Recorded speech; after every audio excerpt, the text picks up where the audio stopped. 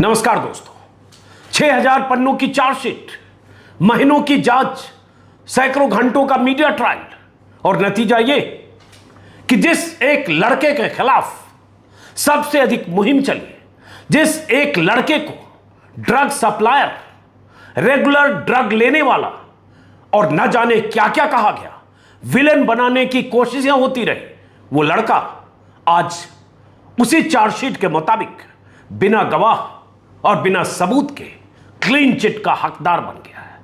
आप समझ रहे होंगे, हम शाहरुख खान के बेटे आर्यन खान का जिक्र कर रहे हैं। वही आर्यन खान जो 26 दिनों तक सलाखों के पीछे था, और जब वो सलाखों के पीछे था तो लगातार मीडिया ट्रायल, दिल्ली के बड़े बड़े एंकर, बड़े बड़े रिपोर्टर, बड़े बड़े चैनल दिन रात आर्यन खान को ड्रग से जोड़कर, ड्रग सिंडिकेट से जोड़कर, ड्रग सप्लाई करने वाले गिरोह से जोड़कर लगातार बदनाम करने की साजिश का हिस्सा बन रहे थे। सुनियोजित साजिश के तहत आर्यन खान के खिलाफ देश विदेश में मुहिम चलाई जा रही थी। आज जब एनसीबी की तरफ से खबर आई है तो कहा गया कि 6000 पन्नों की चार्जशीट दाखिल तो कर दी गई, लेकिन आर्यन खान के खिलाफ न कोई सबूत है, न कोई गवाह है।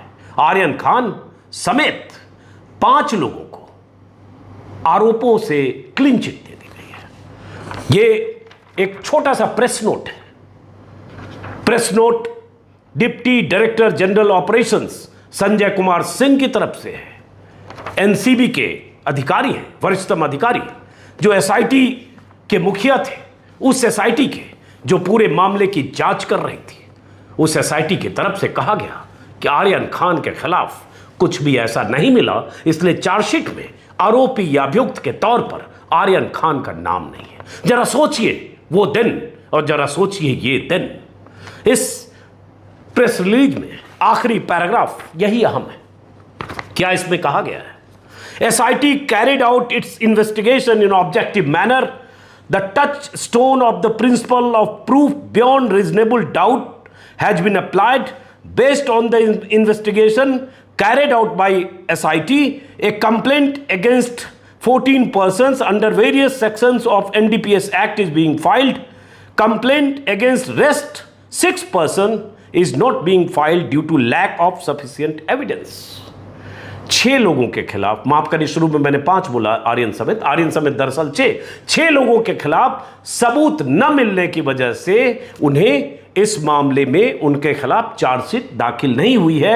ये प्रेस नोट में उसी एनसीबी ने बताया जिस एनसीबी के समीर वानखेड़े नाम के शख्स ने, जो मुंबई एनसीबी के हेड थे, लगातार माहौल बनाया, मुहिम चलाई, मीडिया में बयान दिए। उस दौर में लगातार इस तरह से मीडिया के जरिए कहानी बुनने की कोशिश कर रहे थे जैसे कितने बड़े गैंग को पकड़ा, कितने बड़े सिंडिकेट को पकड़ा, और जिस सिंडिकेट को पकड़ा या पकड़ने वाले हैं, जहां तक पहुंचने वाले, उसका अहम हिस्सा, उस चेन की कड़ी सुपरस्टार शाहरुख खान का बेटा है। आज पता चल रहा है शाहरुख खान ने अपने बेटे के लिए कितनी मन्नतें मांगी होगी। उनके घर का नाम भी मन्नत है, उनके घर में मातम भी बना होगा, क्योंकि अगर किसी का बेटा 26 दिन तक सलाखों के पीछे इस आरोप में रहे कि वो ड्रग सप्लायर है, वो तस्करों के गिरोह से जुड़ा है, और मीडिया दिन रात अगर उसके खिलाफ मुहिम चलाए, उसे विलन बनाए, शर्मिंदगी भी होगी, जलील भी महसूस होते होंगे। और उसके बाद आज कौन कसूरवार है? उस शाहरुख खान का और उनके बेटे का, समीर वानखेड़े, वो शख्स जो एनसीबी को हेड कर रहा था इस जांच को, जिस पर आरोप लगे कि उसने 25 करोड़ कमाने की कोशिश के तहत यह साजिश बुनी थी। वो गवाह प्रभाकर सैल नाम का गवाह, जो एनसीबी के उस ऑपरेशन, उस छापे का गवाह था, उसी ने मीडिया के सामने कहा कि 25 करोड़ से बातचीत शुरू हुई, 18 करोड़ पर डील हुई, 8 करोड़ समीर वानखेड़े को मिल रहा था। और वही समीर वानखेड़े कई दिनों तक मीडिया में हीरो था। बाद में समीर वानखेड़े के खिलाफ बहुत सारी कहानियां आई, जिसमें जाति प्रमाण पत्र फर्जी होने से लेकर कई आरोप उन पर लगे। उन्हें हटा दिया गया एनसीबी से और जांच की जिम्मेदारी दिल्ली की टीम को दी गई, और उसके बाद आज ये नतीजा निकला। आर्यन खान, मैं उन दिनों को अगर याद करता हूं जब 26 दिन तक वो सलाखों के पीछे रहे हो।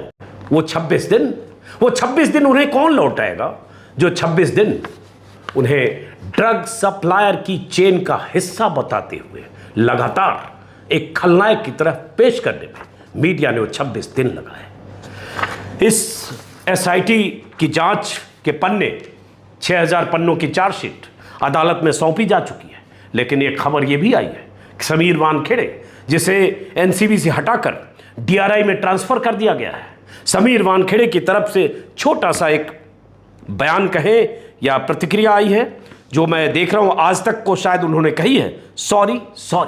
जब उनसे पूछा गया आर्यन खान के मामले में, तो उन्होंने इस मामले से खुद को किनारे किया और कहा सॉरी, मुझे कुछ नहीं कहना है, मैं एनसीबी में नहीं हूं, एनसीबी अधिकारियों से बात करें।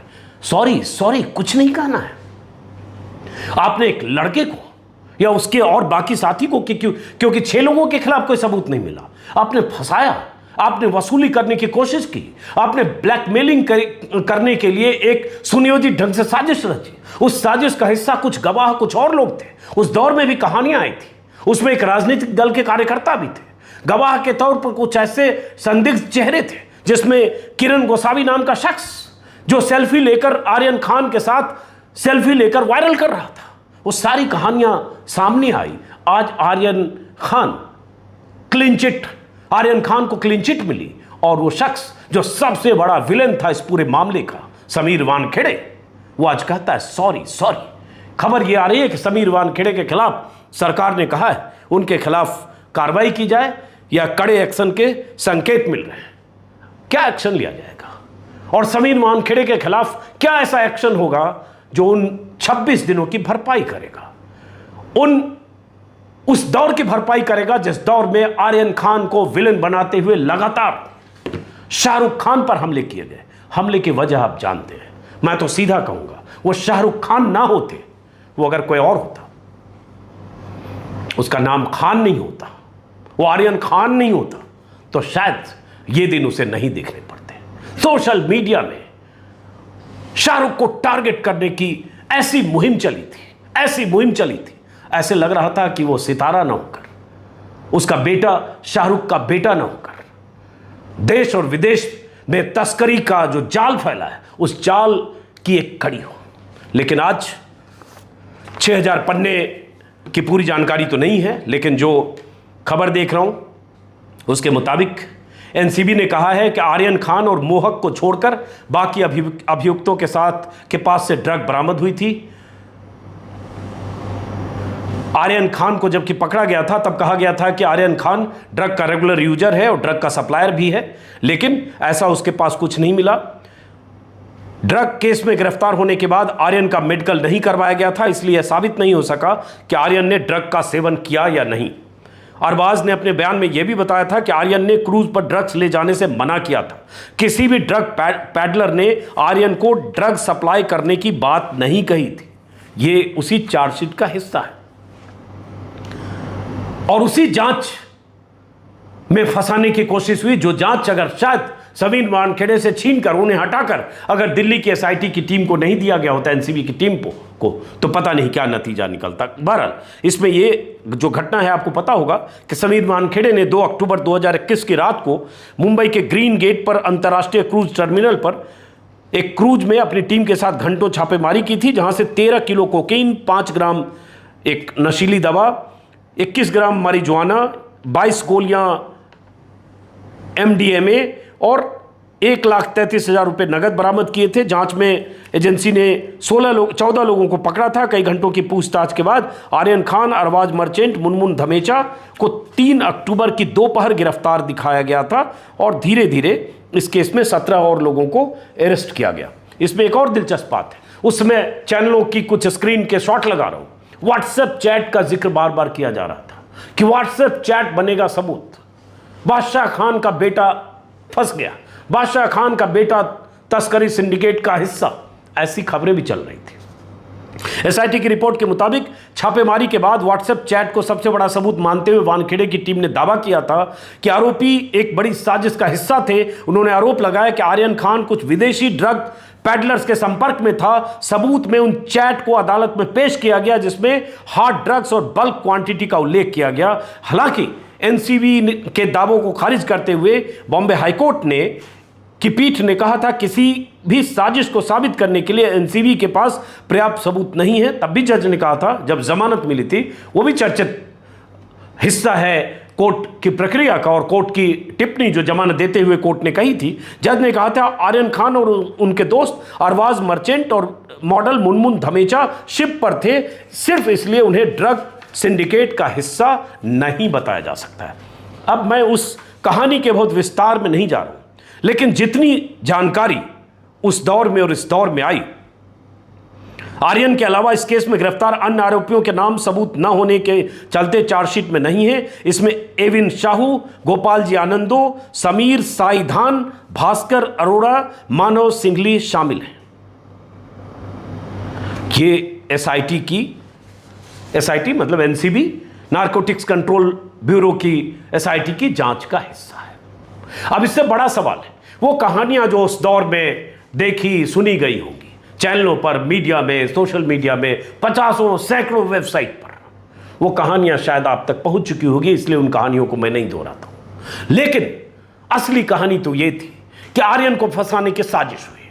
कहानी तो वो थी जो प्रभाकर सैल ने सुनाई। प्रभाकर सैल इस दुनिया में नहीं है जो गवाह था, जो चश्मदीद था, जिसके आरोप थे, जो 25 करोड़ 18 करोड़ के सौदेबाजी का जिक्र कर रहा था। सीधे आरोप समीर वानखेड़े पर, वो इस दुनिया में नहीं है। लेकिन आज इंसाफ आर्यन खान को तभी मिलेगा जब बिना गवाह और बिना सबूत के उन्हें क्लीन चिट तो दे दी गई, लेकिन जब समीर वानखेड़े को उसके किए की सजा मिलेगी, उसकी साजिश का खुलासा करते हुए समीर वानखेड़े के खिलाफ सरकार ऐसी सख्त कार्रवाई करेगी जो नजीर बने, तब लगेगा आर्यन खान के साथ इंसाफ हुआ। और आर्यन खान जैसा लड़का जो शाहरुख खान का बेटा है, वो अगर फंस सकता है तो सोचिए कि एनसीबी या ऐसी एजेंसियां और उसका कोई अधिकारी अगर तय कर ले किसी को फंसाना है तो अपनी तरफ से ड्रग रखकर किसी ड्रग पैडलर या ड्रग सप्लायर से उसका रिश्ता कायम करके कैसे फंसा सकती है। आर्यन खान की कहानी भी कुछ वैसी कहानी है। फिलहाल दोस्तों, आज की ये जो खबर है जरूर इसमें कहीं न कहीं एक सुकून देने वाली है। सुकून इसलिए क्योंकि कोई गुनाहगार अगर सलाखों के पीछे पहुंच जाए तो उसे पहुंचना चाहिए, लेकिन अगर किसी बेगुनाह को यूं फंसाया जाए और उसकी बेगुनाही साबित हो तो सुकून का दिन है। लेकिन बार बार यही कि वो 26 दिन आर्यन खान के नहीं लौटाए जा सकते, वो 26 दिन शाहरुख खान की बेचैनी के नहीं लौटाए जा सकते। और वो 26 दिन तो छोड़िए, उसके बाद महीनों बीत गए, वो परिवार मन्नत में रहता ज़रूर है, लेकिन इस दिन के लिए मन्नत मांग रहा होगा कि उसे क्लीन चिट मिले। सबूत न मिलने की वजह से छूट जाना और क्लीन चिट मिलना, दोनों में थोड़ा फर्क है। उसे क्लीन चिट मिली इसलिए क्योंकि 6000 पन्नों में कोई ऐसा सबूत नहीं मिला, कहीं ऐसी कोई कड़ी एनसीबी नहीं जोड़ पाई जिससे लगे कि आर्यन खान भी ड्रग सप्लायर था। और दूसरी बात, क्लोजिंग में इतना कहना चाहूँगा कि ये जो साजिश होती है और फंसाने की ऐसी कोशिशें होती हैं, मीडिया उसका हिस्सा बनता है। सुशांत केस में भी हुआ, रिया चक्रवर्ती के खिलाफ भी हुआ। रिया चक्रवर्ती को भी जमानत देते वक्त हाईकोर्ट ने जो कहा वो बहुत अहम है। जिस ढंग से रिया चक्रवर्ती के खिलाफ सुनियोजित साजिश के तहत महीनों मुहिम चली, वो अपने आप में बहुत शर्मिंदगी भरा है।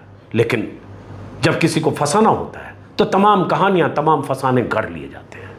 उम्मीद है सरकार समीर वानखेड़े जैसे अधिकारी को सख्त सजा देगी ताकि कोई अधिकारी ऐसे किसी को फंसाने की साजिश रचने से पहले समीर वानखेड़े के साथ जो हो उसे नज़ीर माने। फिलहाल इस वीडियो को ख़त्म करते हैं। शुभकामनाएं शाहरुख खान को और आर्यन खान को, और लानत मीडिया के उन तमाम साथियों को जो दिल्ली से उछलकर मुंबई गए और कई दिनों तक लगातार ड्रग सिंडिकेट का हिस्सा साबित करने की कोशिश करते रहे आर्यन खान को। और उससे पहले वही साथी सुशांत केस में भी रिया चक्रवर्ती के खिलाफ कई सप्ताह तक मुंबई में यूं ही उछल कूद मचाते रहे, रिया चक्रवर्ती भी आने वाले दिनों में मुमकिन है बेदाग छूटेगी। जमानत देते वक्त हाईकोर्ट ने बहुत कुछ तो कहा ही है। फिलहाल इस वीडियो को खत्म करते हैं, फिर मुलाकात होगी किसी और वीडियो में। नमस्कार।